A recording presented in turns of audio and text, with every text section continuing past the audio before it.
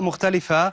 واضح سيطرة مفهوم يعني الدين أو القناعة بأن الدين يمنع هذا، والبعض اعتبر أن هذه ربما حرية شخصية.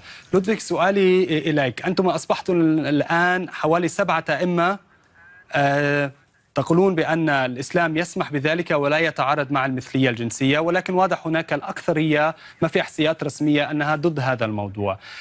ما هي الخطوات المقبلة التي ستقومون بها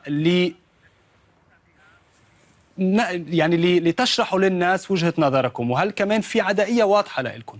ماذا تفعل؟ اختلاف الرأي رحمة.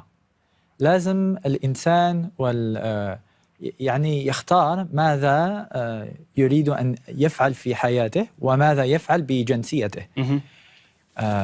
المشكل إذا ألا تخاف؟ لا، ما أخاف. كما قال الله سبحانه وتعالى في القرآن: إني معكما أسمع وأرى. قالها هذه الكلمة لموسى وهارون، ذهبوا إلى فرعون. هل تتعرض لتهديدات؟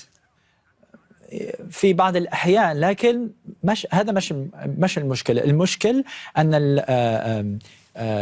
العالم العربي لحد الآن عنده هذه الفكرة أن المثلية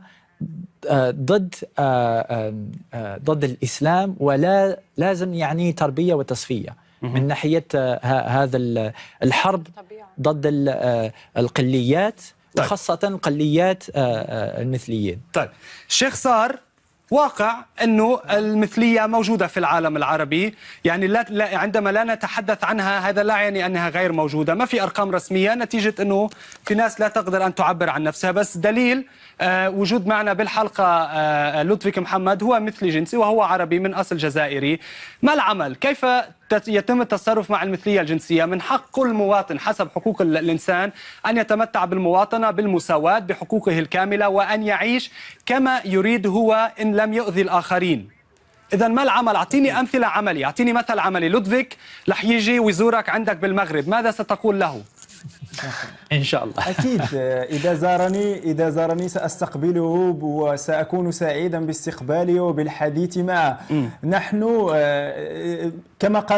كما قالت السيدة معكم في الاستوديو، قالت أن كل واحد يفسر الدين بطريقته، وهذا خطأ كبير. ليس شيخ صار، سؤالي كان واضح. لودفيك محمد لودفيك زارك في الرباط، وفهمنا أنه في آراء مختلفة من ناحية الدين. ماذا تقول له؟ أتى إليك وقال لك أنا مثلي الجنس، ماذا تقول له؟ أنت قلت أنه في حلول معينة، ما العمل؟ وهو يريد أن يعيش مثلك، من حقه أن يعيش كإنسان في هذا المجتمع ويتمتع بالمواطنة كاملة. ماذا تقول له؟ أكيد هو من حقه أن يتمتع بالمواطنة كاملة، ونحن لا نرفضه. وكما قلت سأستقبله وسأكون سعيدا بالدفاع عنه بأن يعبر عن آرائه. ولكن أن يعلن وأن يطالب بالزواج وأن يحرف الدين ويقول بأن الدين لا يرفض المثلية الجنسية، فلا يمكن أن نتقبل هذا الأمر فقط. طيب إذا ما الذي تتقبل؟ حتى الآن قلت أنك ترحب به وتقول له أهلا وسهلا بك في المغرب وفي الرباط، لكن وجدنا أن هناك قوانين موجودة. إذا نظرنا إلى المغرب، عقوبة تصل إلى 14 سنة حبس لمثليي الجنس. هل تطالب بوقف هذه العقوبة؟ هل تطالب بإلغاء هذه العقوبة؟ سؤال.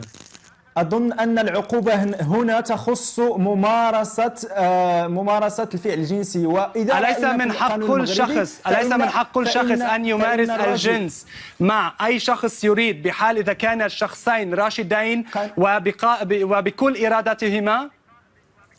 قانونيا في القانون المغربي إذا وجدنا مرأة مع رجل يمارسان الجنس فسيتم القبض عليهما وهناك عقوبات. أما إذا كان رجل مع رجل هذا في حال خارج هذا ما تحدثت عنه في خارج، وبما أن لا يوجد زواج إطار الزواج. نعم، خارج مؤسسة الزواج. أما إذا كان في المغرب، في القانون المغربي لا يعترف بزواج رجل برجل، فإذا فوجب عقوبة.